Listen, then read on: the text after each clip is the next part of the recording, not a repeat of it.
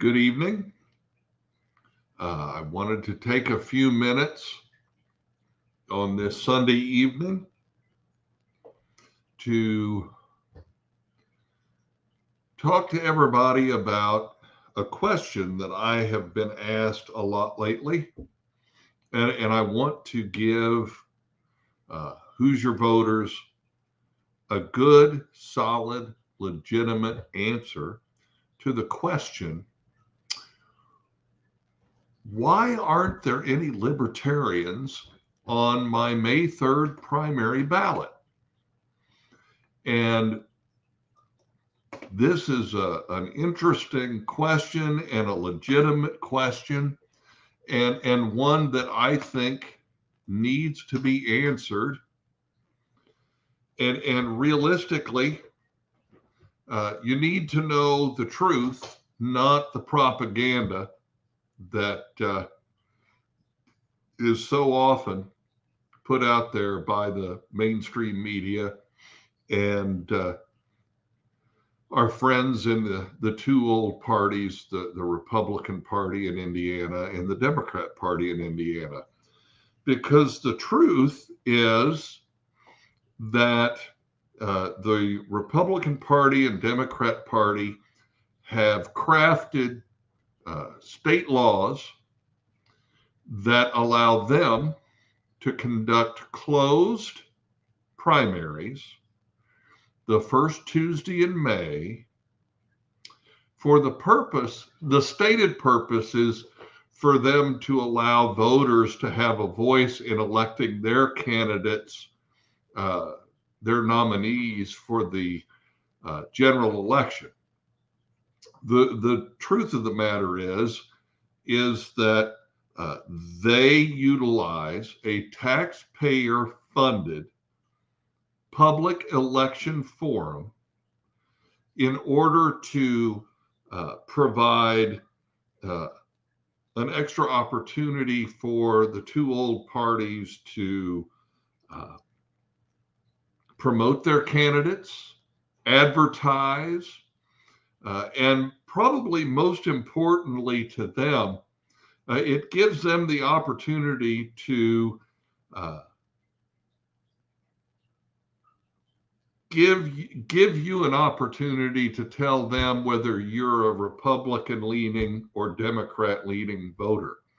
Now, a lot of people don't realize you can go to the primary and ask for just a public issues ballot where you are voting on nonpartisan elected offices and also nonpartisan referendums like school referendums. And you don't have to declare I'm a Republican or I'm a Democrat. You don't have to vote in either primary because the truth of the matter is the primaries are designed to allow them to find out which way you're going to vote in November. They are picking their candidates to run in the general election. And the Libertarians are not invited. They've passed a law that says that in order for you as a political party, such as the Libertarian Party or the Constitution Party or the Green Party, to participate in primaries, you have to get 10% of the vote or more in the Secretary of State's race. Now, that's an interesting thing to do because requiring a party to get 10% in the off-year election in the Secretary of State's race that most people not only really understand or care what the Secretary of State does, but most people don't even know that ballot access in the state of Indiana hinges on the Secretary of State's race. You see, I got over 10% of the vote in the governor's race 2 years ago. But that doesn't count. Only the Secretary of State's race counts in the state of Indiana for ballot access. So until a minor party, or what they call a minor party in Indiana government statutes, until that minor party gets to that 10%, they can't participate in primaries. Because here again, in Indiana, we have closed primaries.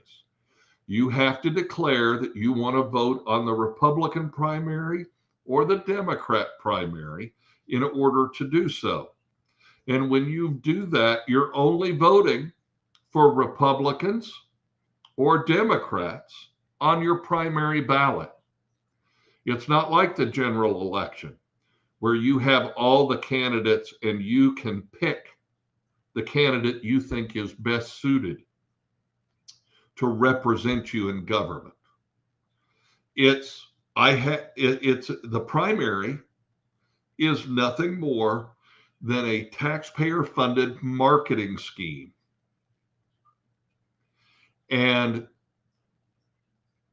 it really does give them the ability to mine information, find out who is voting for Republicans and who is voting for Democrats. If you ever wondered, why do I always get a mailer from Republicans in my voting area, in my district?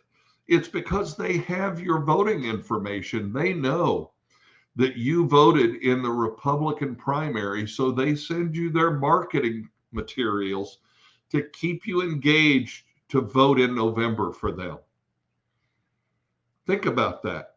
We complain about Facebook tracking our activity on the internet, but the Republican and Democrat parties use your voting in the primary to track who you side with.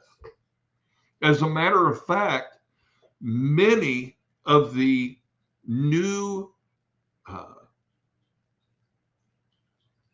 people who decided to run in the primary as a Republican or a Democrat in this coming primary, there were a number of them who were disqualified by the Republican Party and the Indiana Election Commission.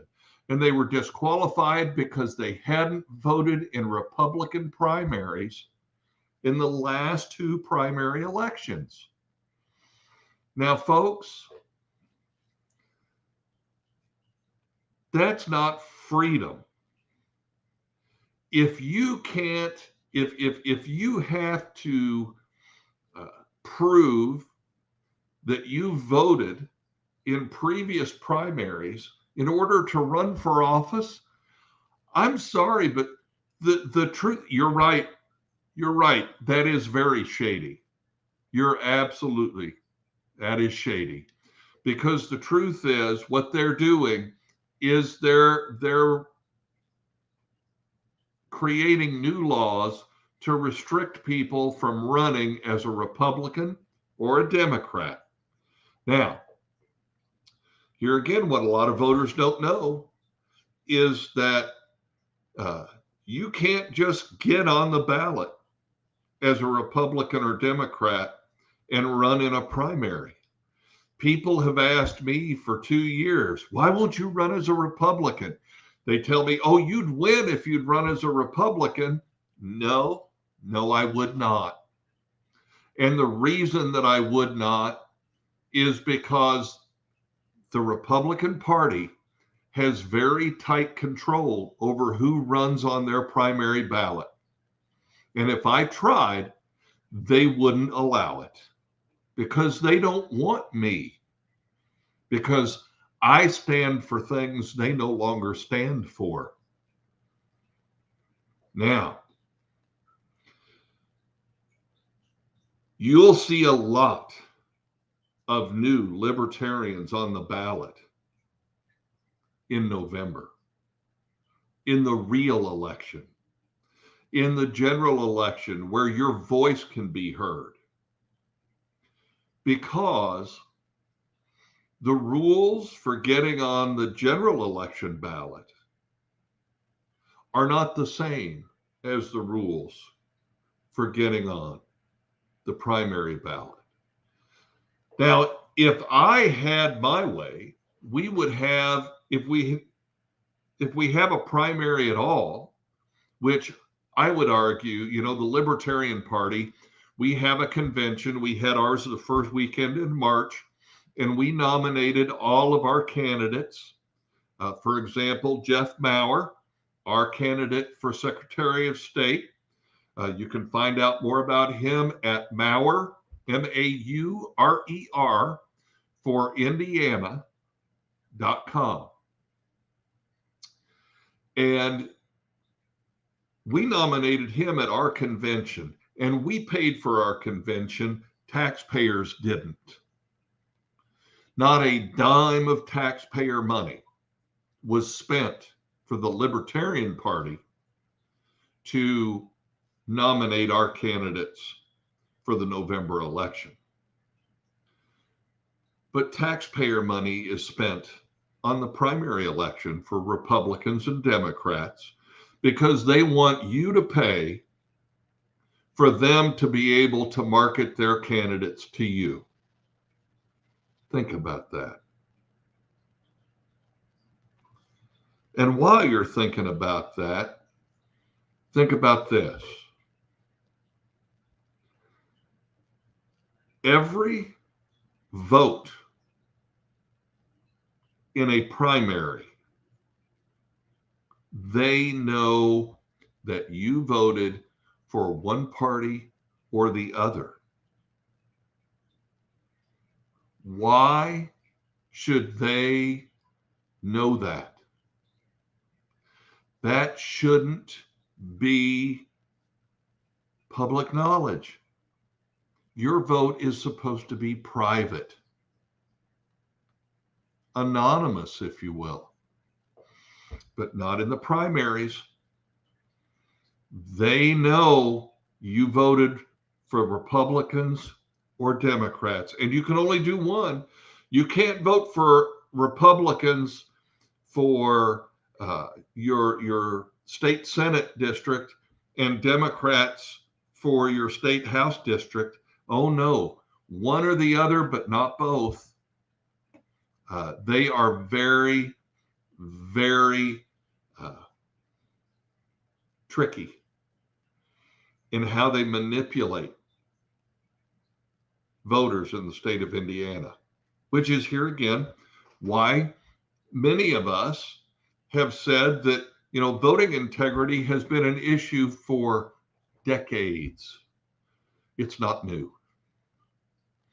The lack of voting integrity is not confined to one of the old parties. They're both just as guilty of doing whatever they can to give themselves the upper hand. And so I wanted to make sure that you know that, for example, people like Danny Niederberger, who wanted to run in the primary against Todd Young, the Republican Party intentionally went to the Indiana Election Commission and filed to have him kicked off the ballot. Now, they don't show up and say, oh, we're the Indiana Republican Party. They have somebody do it for them. They have a surrogate who files a claim against a candidate and says, oh, they don't have enough signatures in this county, or they didn't get their signatures turned in by this time. But make no mistake, if it's the preferred candidate, they'll look the other way. If Todd Young doesn't get all his signatures, or if they don't, if they're not the right signatures, they'll look the other way. They did 6 years ago, and they've got lots of excuses why Todd Young's situation is completely different from Danny Niederberger's. Yes, it is different. They want Todd Young in the U.S. Senate because he plays ball by their rules. He does what they tell him to do. Danny Niederberger wants to represent you, so they say, oh, no, we can't do that. Let's find a reason to disqualify him. And they do the same thing with minor parties. See, they stack the deck. They are using taxpayer money to promote their candidates in a primary election. But anybody else that wants to run, not welcome. Now, I believe instead of a closed primary, they should have to do all of their nominating at conventions, just like the Libertarians and the Green Party and the Constitution Party, and make it the same for everybody. But if we're not going to do conventions only, so what we should do is an open primary. Everybody who wants to run, let them run.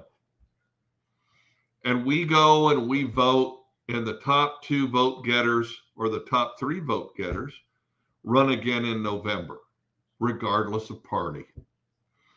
That way, if the top 2 vote getters in the primary are Republicans, then 2 Republicans run in November.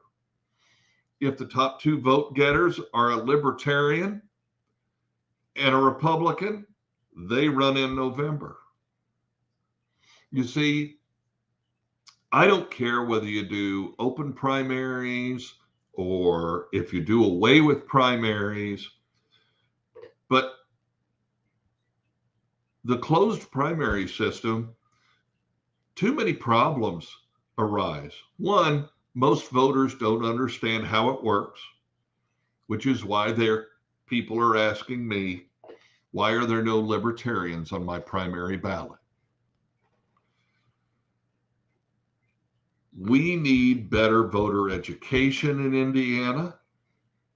We need election reform in Indiana.